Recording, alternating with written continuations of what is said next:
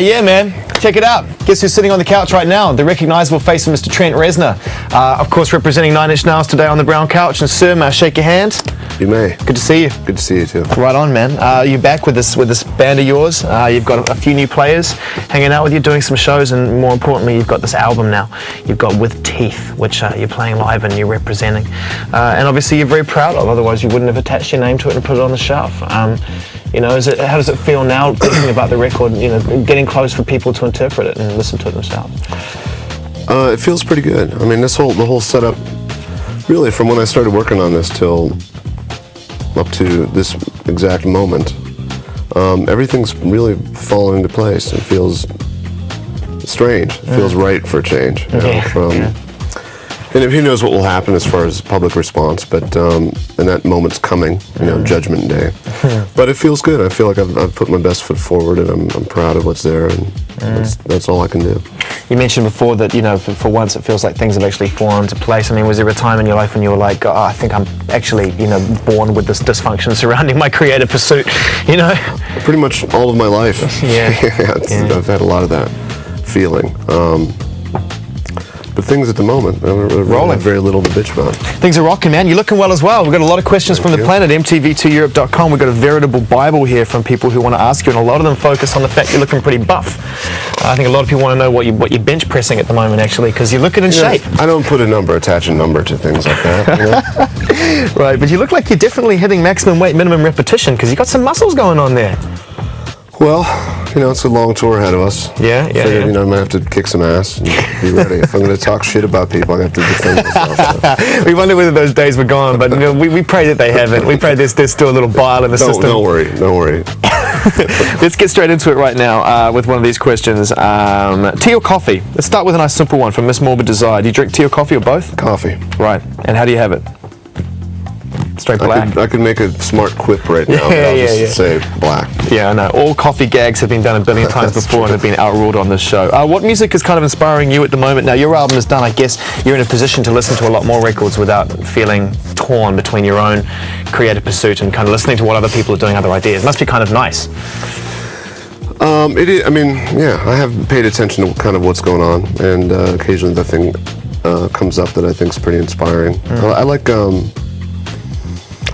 DFA Productions have stood out to me. Well, you've asked them you got them to remix. You have a crack at that. We did. You know, I really like the LCD Sound System record. You know, there's the occasional thing that pops up that I think is pretty good. Right. Okay. Well, there you go. It's the first couple of questions from the planet out the way. We're going to come back after this, and we're going to talk in detail about the making of With Teeth with Trent Reznor. Trent Reznor is hanging out with us today on the brown couch. Comfy, isn't she? Hey? It's nice. Makes you feel good. Right on. Back with a new album called With Teeth. Whole bunch of songs that feature together in one consistent listen, and is that difficult for you to achieve? You know, when you're making a record, just think how it's going to. You know, the first song is so important, and when people hear that first track, and then, you know, track 3 tends to be the single if you're looking throughout history. And do you look at it on those terms?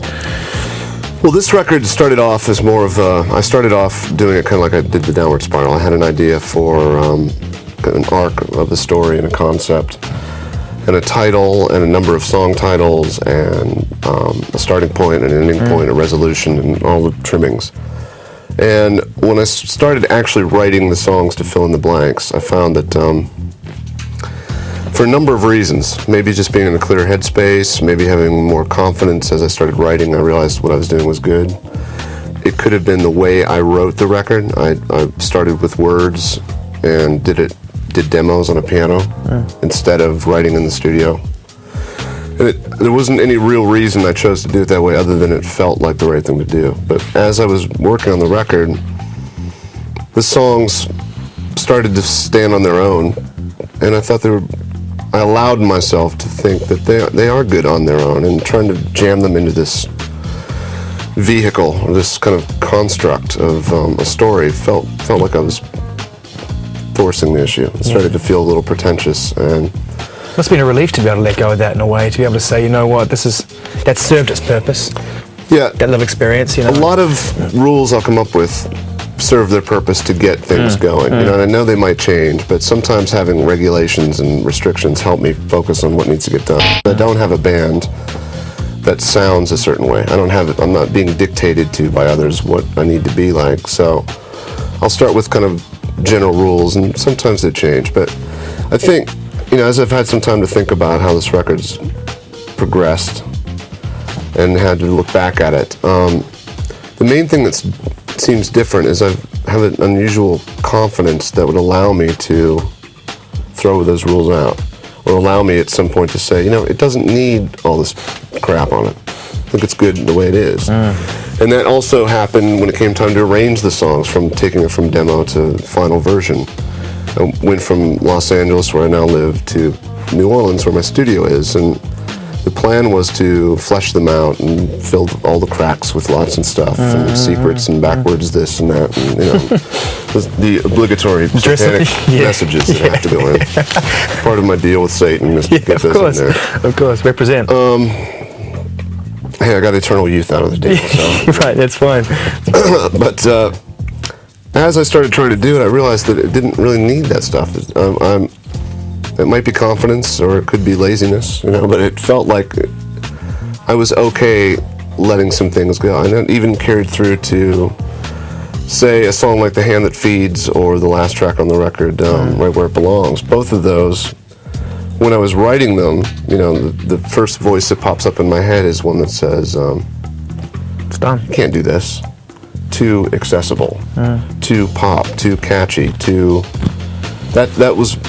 it'd be safe for me to make a 14-minute art epic, because I've kind of done it, and no one's going to make fun of you for doing that. And you've got the fans in place who will appreciate it and buy it. Maybe, but I wrote some songs that felt like, wow, these are pretty catchy. And I didn't write them to buy a new pool. I wrote them because they sounded good to me. And at the end of the day, I felt like it's a strong song. Like a track like The Hand That Feeds kind of jumps out of the speakers after first listen. Sounds like classic Nine Inch Nails to me, and I mean, you've said this before about how accessible that song is, and absolutely, there are hooks all over that track, and it's great, and it sounds great on the radio, video looks great on MTV, but it's certainly not overly accessible. It doesn't feel like you've made a pop song. It sounds like a Nine Inch Nails hit. Well, in looking at the collection of things, I think it's on one end of the spectrum, and that always brings up a uh-oh, and really that uh-oh feeling is me worried about what people will think.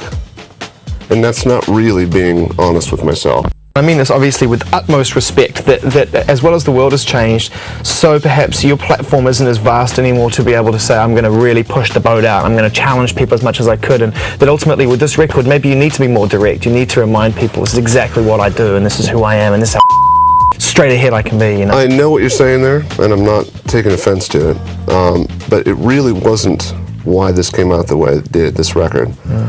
I think that the record as a whole is more accessible, certainly, than The Fragile.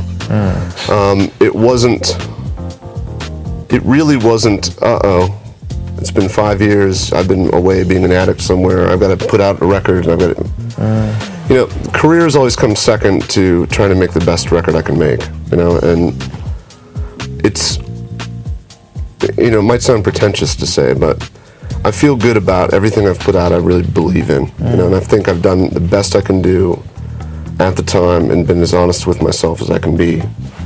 And I sleep good at night knowing that, and when this record was being written, it was kind of under the assumption, I got into this story with you elsewhere, but getting clean and getting your life in order, which is where I've been the last several years, teaches you humility and a humble nature that I'd never really known before. And in the context of all that, the idea of still having a career was something that'd be nice, but it could be gone. And if it is gone, it's okay. I can still try to make the best music I can. And this record came out the way it did, and it's interesting, and it's kind of exciting to see that it's being received as well as it is so far. But that's a byproduct of the record, not so much the plan to get that by making a record like that. And it wasn't, I didn't make this record to be the opposite of The Fragile. It just, when I started to work on it, this is what felt good to me. It felt like the right way to do it. I sat down to write this record with a new set of tools and abilities than I had when I did The Fragile. The Fragile, I was, I can see now clearly, I was on a slippery slope headed to disaster. And I couldn't think, and I was terrified. And I couldn't think clearly enough to write lyrics, really. And I didn't have great lyrical concepts but I could improvise in the studio indefinitely. And that record grew into this big blob of what it is, because that's what I could do at that time. It's the best thing I could do. And I listen to it now, The Fragile, and I feel it. Yeah, how do you feel? I'm proud of that record, but it feels really weird to me, because it's like I know I'm about to walk off a cliff after I finish that record, you know, and I can now hear. You can take yourself out of that and hear that within the music as well. Hear that. I can hear what's coming, you know, that I couldn't see at the time. Like, you know, when I did Downward Spiral, I thought I was writing a kind of amplification or projection of me. I didn't know that I was predicting the future. You know, I didn't know I was writing a script I was about to then execute. You know? And why would you? You know, you listen to Downward Spiral, you think, God, can't get much worse than this. You know, I've been through the worst of it, surely. At this point. It did, and it does. You know, and what freaks me out, and I tried to touch on this before when we spoke, but what really freaks me out is when you talk about this era of your life. And I met you for 45 minutes once and had a proper sit down, one-on-one with you about The Fragile when the time you're doing all the press and promo. It really didn't strike me that you were in that state. Now, most people who are in bands who are struggling with drugs or struggling with whatever, addictions, could be addictions to drama, anything, it's a lot more obvious with them. And if anything, they use it to promote their records, or they use it to sort of say, hey, I'm out of control here, you know, and they make the most of that time in their life, then they let it go. It seemed like you kept all this very much within, you know. Well, because you were seeing me at a phase where you missed the part where I was bragging about it. Yeah. I'd already learned that's big trouble. Now I've got to pretend everything's okay, and that's the time you caught me. Yeah. At that phase. Yeah. And yeah, I don't even like thinking about that time. So thanks for bringing that up, man. Yeah, you're welcome, man. This from Jay Hybrid. How did you discover the visual artist or graphic designer to do the artwork for your record? You know, how do you go about making that decision? It's got a uniformity to it. On this particular record? Yeah.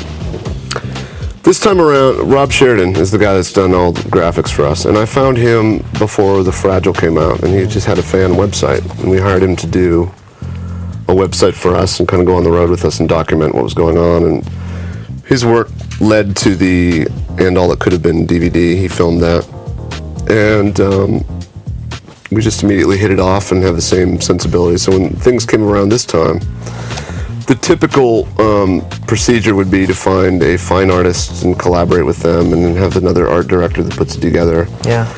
And Rob's ideas were really good, and we just said, let's just do this thing. And he also directed the Hand That Feeds video. Yep. And which has got a good solid performance video, I think, that one. I thought so too. You know, to me it was like, you know, being in a band and it's time to do videos, and I don't do videos myself.